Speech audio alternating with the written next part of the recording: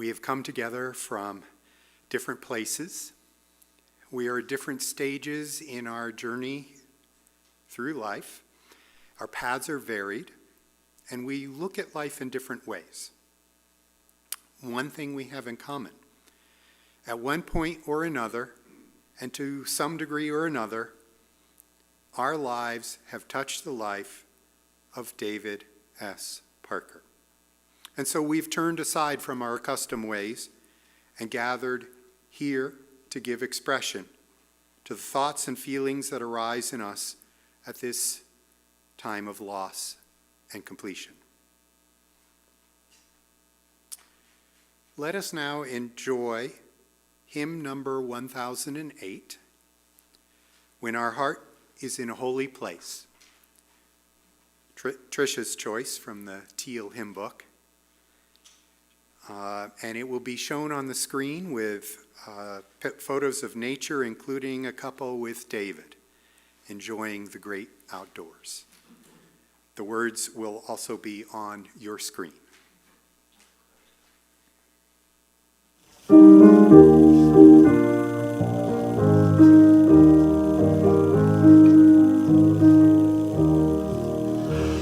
our heart is in a holy place, when our heart is in a holy place, we are blessed with love and amazing grace. When our heart is in a holy place, when we trust the wisdom in each of us, every color, every creed and kind, and we see our faces in each other's eyes, then our heart is in a holy place. When our heart is in a holy place, when our heart is in a holy place, we are blessed with love and amazing grace. When our heart is in a holy place, when we trust the wisdom in each of us, every color, every creed and kind, and we see our faces in each other's eyes, then our heart is in a holy place. when our heart is in a holy place, when our heart is in a holy place, we are blessed with love and amazing grace. When our heart is in a holy place, when we share the silence of sacred space, and the God of our heart stirs within, and we feel the power of each other's faith, then our heart is in a holy place. when our heart is in a holy place, when our heart is in a holy place, we are blessed with love and amazing grace. When our heart is in a holy place, when our heart is in a holy place.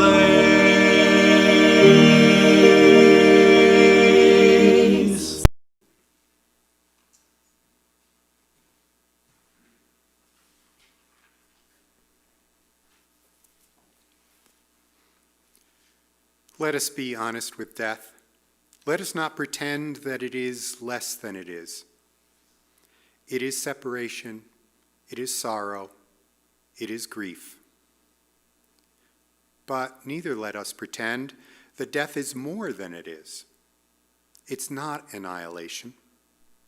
As long as memory endures, his influence will be felt. It's not an end to love. Humanity's need for love from each of us is boundless. It's not an end to joy and laughter. Nothing would less honor a vital soul than to make our lives drab. Let us be honest with death, for in that honesty we will understand life better and ourselves more deeply. So it is that we have gathered to celebrate David's life, to consecrate the memories and the meanings that are a part of you because of him, and in so doing, proclaim the glory of life itself even in the face of loss. It's also for us to realize there really is no such thing as life in general, only life in particular, as death so competently reminds us. Life in particular today means an individual so unique that from the world's multitudes we cannot replace him, even if we would try. And while the loss of his uniqueness may be more cause of grief and sorrow now, it's an even greater cause for joy, for all that he's brought to our lives and the many ways in which he has enriched us. I'll start with some details from David's life. David was born November 28th, 1943 at Walter Reed Hospital in Washington, D.C. to Major General David Stewart Parker and Betty Auger Parker. David was the oldest child, joined later by his siblings, Bruce, Steve, and Anne. David moved frequently in his childhood. On November 23rd, 1974, he married Patricia in Bethesda, Maryland. For 45 years, David and his wife, Patricia, enjoyed a close, loving marriage. They lived in Northern Virginia as his work was oriented to Washington, D.C., and moved down here to Brevard in retirement. He was a member and volunteer at the Methodist Church first, and then later here in this congregation, the Unitarian Universalists of Transylvania County. He died sometime after breakfast on October 23rd, 2020. He's left behind by his wife, Tricia, his siblings, nieces, nephews, and all who will miss him. These are just facts, rather cold, bare facts. They don't tell the full story of the person that he was. I am honored to have met David as I arrived during the pandemic, once in person and over Zoom mostly, due to the safe distancing that we've been practicing. As a new minister, it's rare to get to know members so quickly, but David was just so engaged. I did begin to feel I was getting to know something of this person. And I have since learned more from the stories that have been shared with me. I've been told that you could not take a great picture of David unless he was out in nature. The slideshow from Anne and Tricia's collections of photos show him at scenic locations from their trips, and I can see him alive there. And I learned that he had traveled overseas and he had worked with the Labor Department. Even more so, David had a career of service, helping blind people to function for many years, for example, and examples of engagement with others included how he helped one person travel, planning the whole travel trip, volunteering at the Fairfax Hospital in Virginia, and then when they moved down here to Brevard, he volunteered with the Transylvania Hospital. David had patience and presence with pastoral connections. He used this skill as a Stephen minister in the Methodist Church when he first arrived, and then as part of our Unitarian Universalist pastoral care team here, Loving Hearts, Helping Hands. David liked Conisty Falls. They had been there 10 years, and he was a part of the hiking group. One day they went to a program here at UUTC, and that raised their curiosity. They started coming to UUTC, our congregation, and felt like they'd been looking for it all their lives. And he dove in to help here.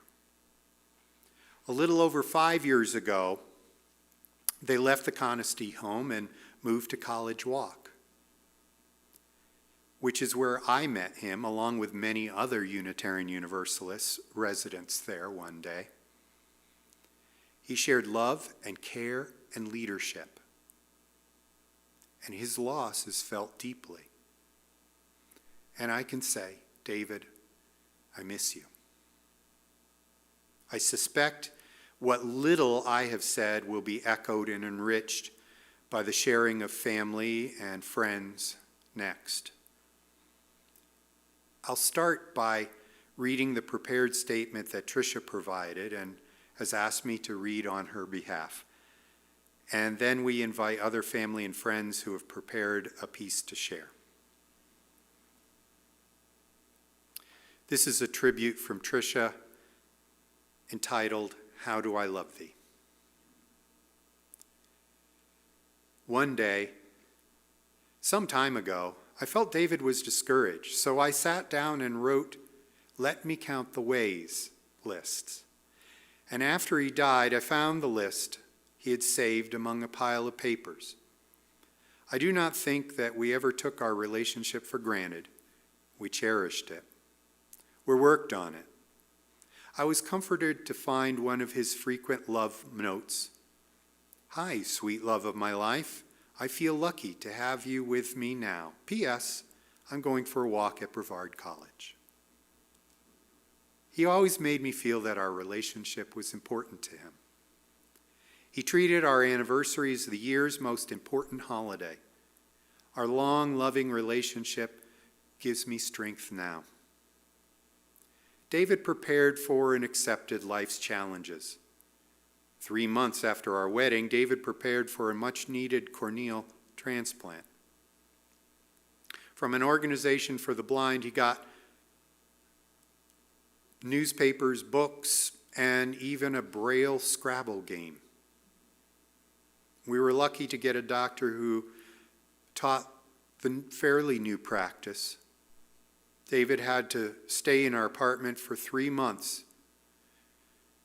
Rugs up, eye patches on. One day, he defeated my friend Peggy and I using his Scrabble game. As a young child, David had very serious surgery, which allowed him to live a full life. His attitude about these surgeries was one of gratitude which he expressed frequently. This quotation from Ralph Waldo Emerson reminds me of the way David chose to live. The purpose of life is not to be happy.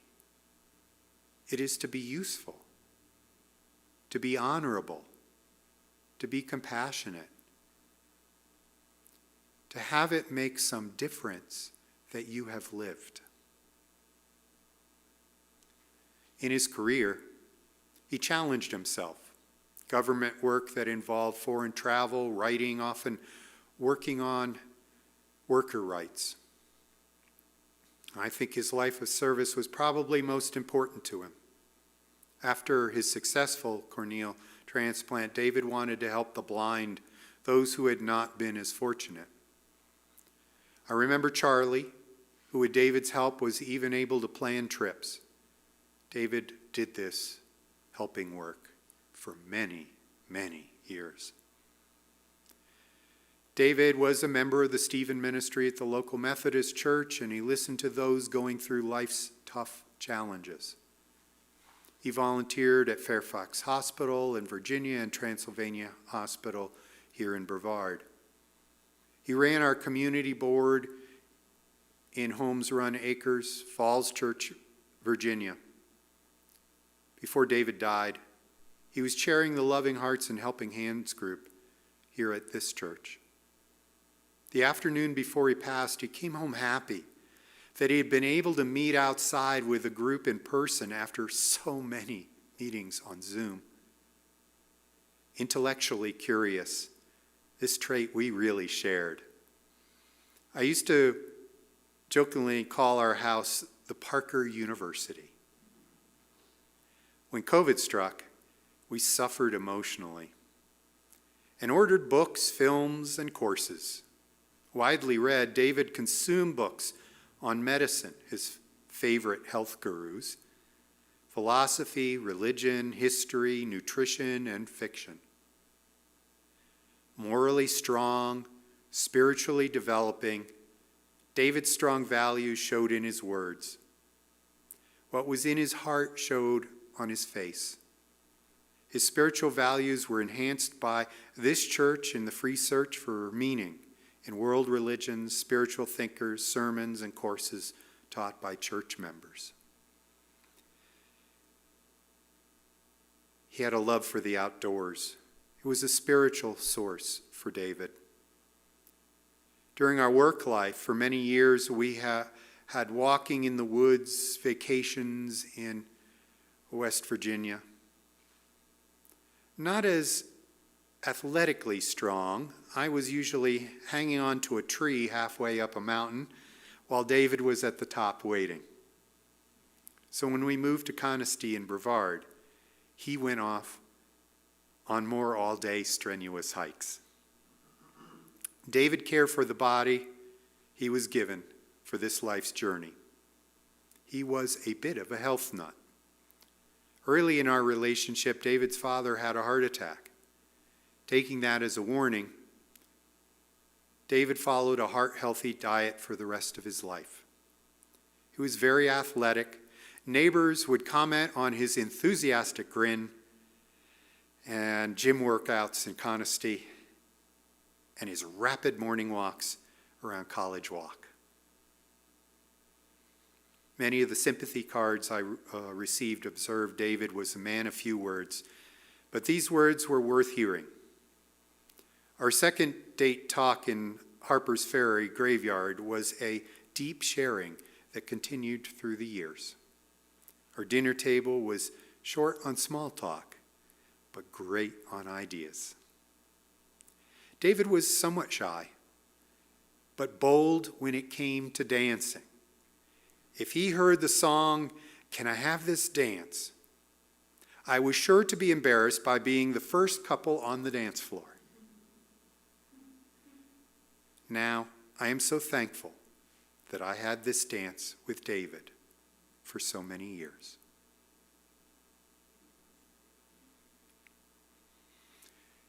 Before more family members speak, we have a video from David's brother, Steve, out in Alaska, and we'll play this now.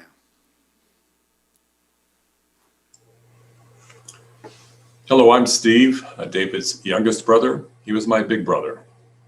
I wanted to share a picture of him and some memories.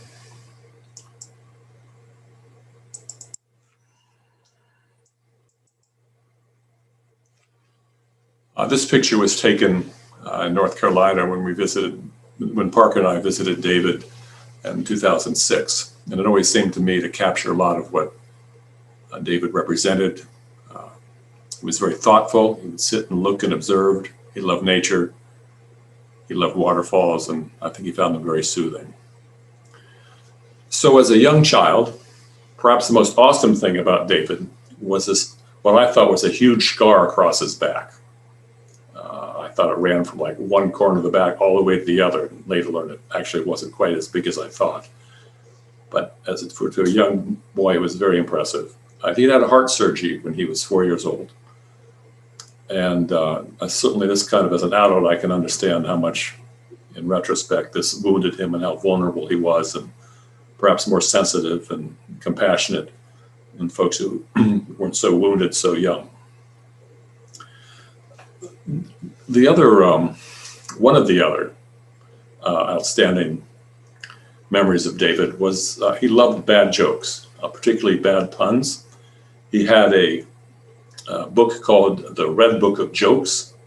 I can still visualize it. Its spine was missing, but I think David had memorized every one-liner and every joke in that book. And I will, since this is a celebration of life, I will pass one of those jokes on. The joke goes something like this. So Mushroom walks into a bar, and the bartender says, "Well, we don't serve your kind here." And the Mushroom says, well, why not? I'm a fun guy. So David was a fun guy. He was also gentle. He was kind. He was compassionate. He was funny, thoughtful. And a lot of very strong positive attributes. We're so grateful, I'm so grateful that he found Tricia and that they had this shared journey that was very connected and together, and they sort of found a sort of soulmate in each other, I think. And David left early, unfortunately. It was just too soon. I'm really sorry. There are not more chapters on this.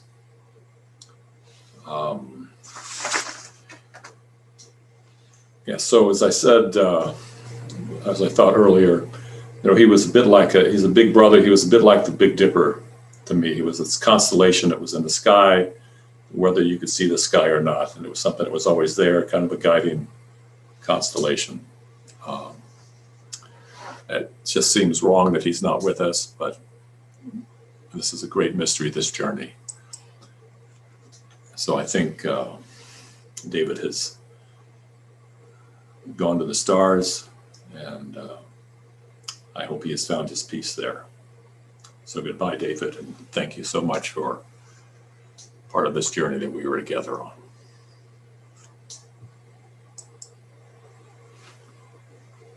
So, talk to you all later.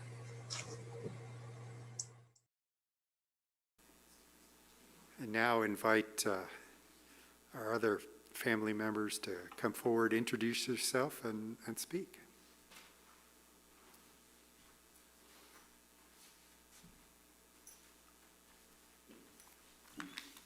Good afternoon. I'm Bruce. I'm the second of the Parker children. The oldest child is special to younger brothers and sisters, and I never shared a room with David over the years since he was almost 4 years older than I was. But I always looked up to him in many, many ways. I admired how hard he worked to become both a fine swimmer and a fine tennis player. Years later, when we were both living and working in the D.C. area, living within driving distance of one another, we scheduled a tennis match about every year, just to remember for old time's sake, and he usually beat me. David also excelled at board and card games, which we enjoyed in our childhood, Risk, Monopoly, Canasta. And when we went down the Canal Zone in 1963, I believe that the picture, my father was lieutenant governor then, and the picture on the paper welcoming the family to the Canal Zone was the family at a board game all playing Risk. I thought that was an interesting way of looking at our particular family. His expertise was a sign of a quick mind, and his intelligence is an incredibly wide range of interests, evident in many discussions of politics, foreign affairs, and economics. Interestingly, I was responsible for David getting his job at the Department of Labor, where he worked until he retired.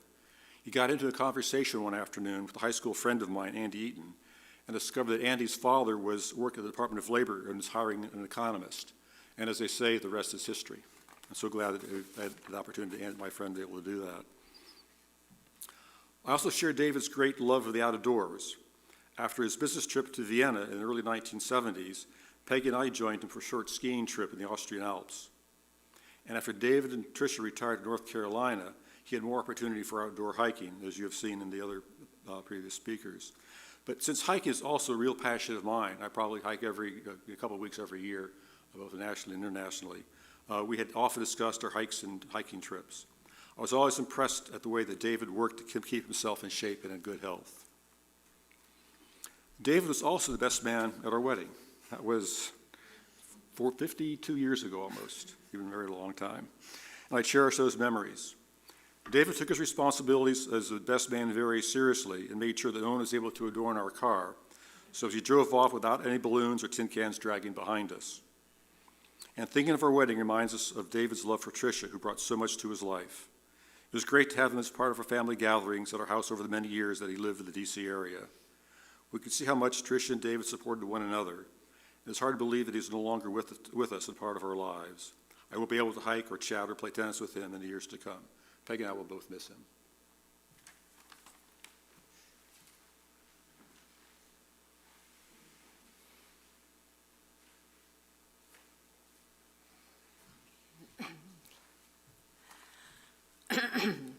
He may have to read this. I'm Ann, David's little sister. With his too early death, I feel a real hole in my life, and I know that Tricia, you feel it even more. In my childhood memories, reinforced by those endless group photos. I don't know if the other cousins who were here, who also had 4, it was always by age, lining them up, and our parents did this to us all the time. But because of that, I have a sense that there is somebody missing from that group. Why don't you? That 4th spot at the top of the group is empty now, but starting to fill up with warm memories. There must have been times as the oldest when our antics must have seemed silly or distracting to David. But then again, we were a great audience for the endless puns, and we served as ready-made competitors in board games, card games, or tennis matches, which as the youngest, I always seemed to lose. I continues to mean Ann here. We were a competitive bunch. I can still picture the one time in high school I actually won a set in tennis from David, although he later claimed not to remember. It was obviously more memorable from my perspective. With an age gap of almost 8 years, David and I mainly got to know each other as adults. I stayed with him a few holidays during college days when our parents were in the Canal Zone, and it was too far for me to travel. On one trip, he helped me with an economics class that I was struggling with, and some issue with the relationship of demand for typewriters to the demand of typewriter ribbons. And that is when I first met Tricia, when they were dating.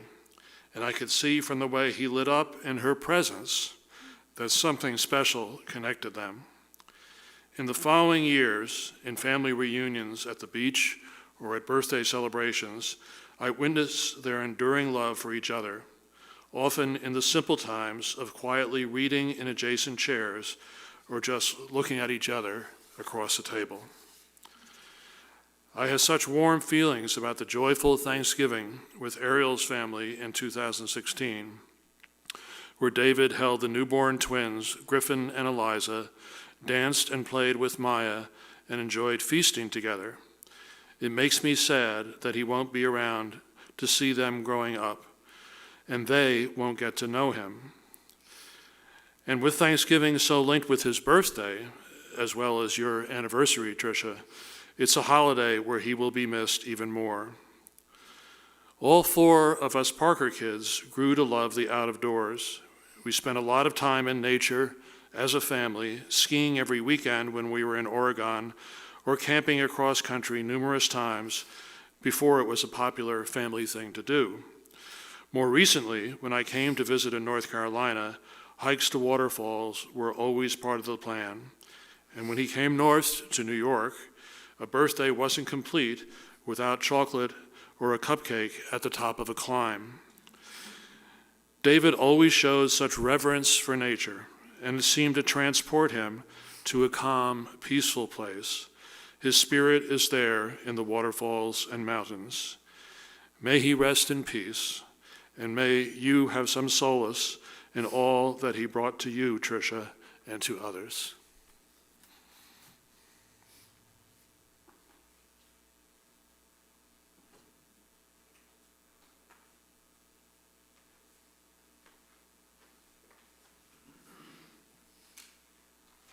Do I remember another from this side who had expressed an interest? If not, that's all right. We will go to the back. Thank you.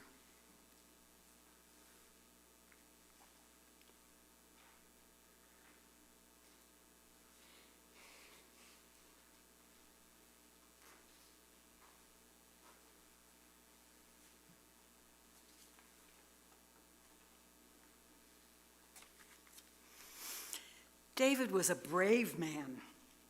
He was chair of the UUTC Loving Hearts Helping Hands team, and all the other members were women.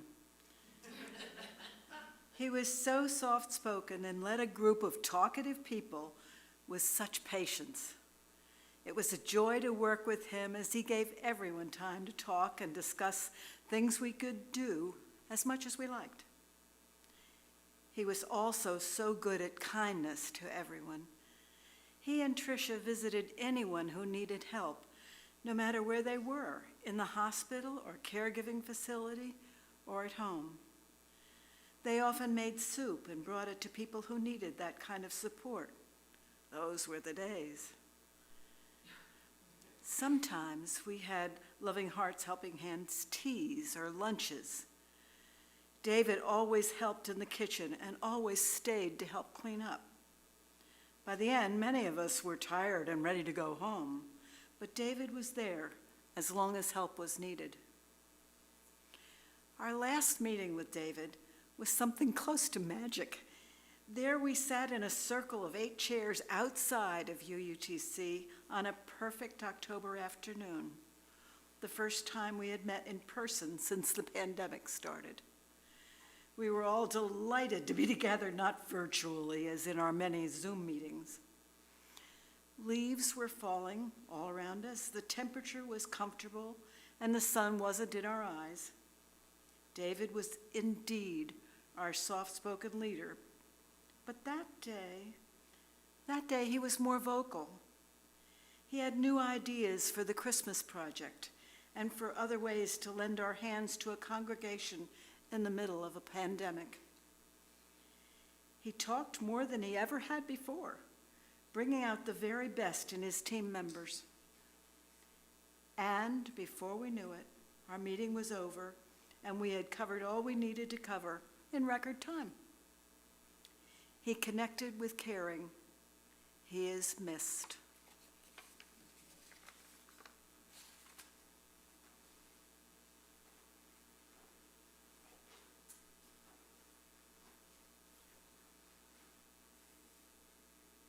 I give an opportunity for any other person who wished to come forward, has not yet.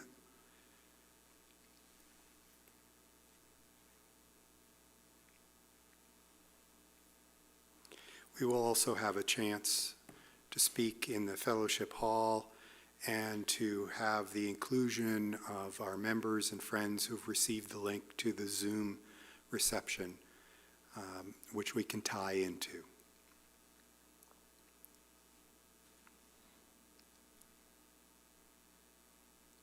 To transition to the closing of this service, I have a poem by Rossiter Worthington Raymond.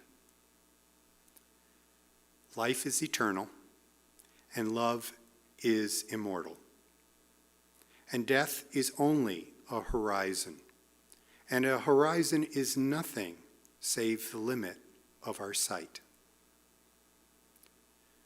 No eulogy can fully convey all that was his life. No stone monument will epitomize who he is. No tribute is ever going to capture his spirit. No history will do him full justice. Only you can do right by him. And you can do so only by sharing your memories and your stories. And most importantly, by living so that others will remember the best of him in how you go about your lives. No higher tribute can any human being receive.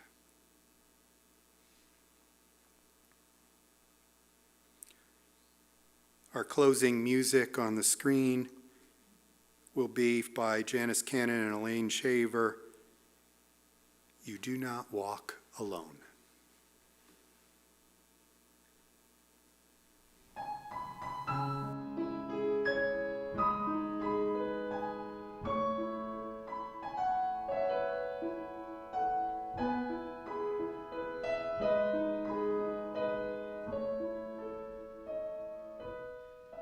May you see God's light on the path ahead.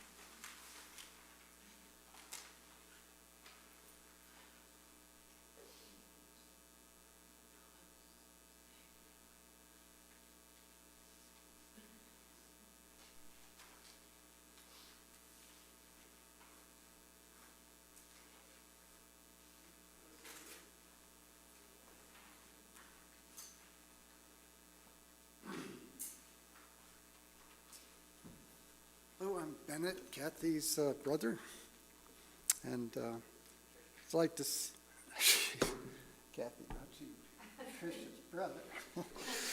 So at any rate, today's my 82nd birthday. I've been to a lot of funerals, and one thing that I've noticed many, many, many times, how much you learn about that person that you didn't know before. And that's certainly the case here. We'd see each other when we had a chance, and we always had good times and good conversations, but we didn't get to know each other. We're this family. And that's something I really miss. I would like to have known you all better, had a chance to know you all better. We heard a lot about things you did and your experiences.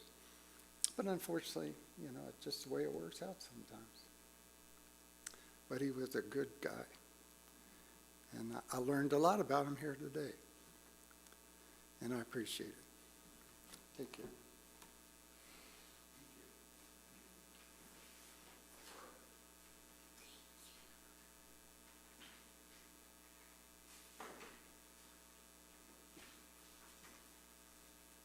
I'm Kathy Chamberlain, Bennett's wife, Tricia's sister-in-law. Like Bennett said, we didn't really know David that well. We didn't know him like you other folks knew him. He was quiet, he was gentle, but we knew that he loved the nature and we knew that he loved Tricia so much, and you could see it. And she loved him. And it would be so nice for more of the world to have relationships like Tricia and David did. He was good to her, he loved her, and he loved the world, he loved nature, he loved people, he loved animals, trees, plants, flowers, waterfalls. And I'm so happy I got to know him a little bit when he was alive and we were together. But like Bennett said, we learned so much more about him today. And we thank all of you for sharing. And we love you, Tricia. Be good.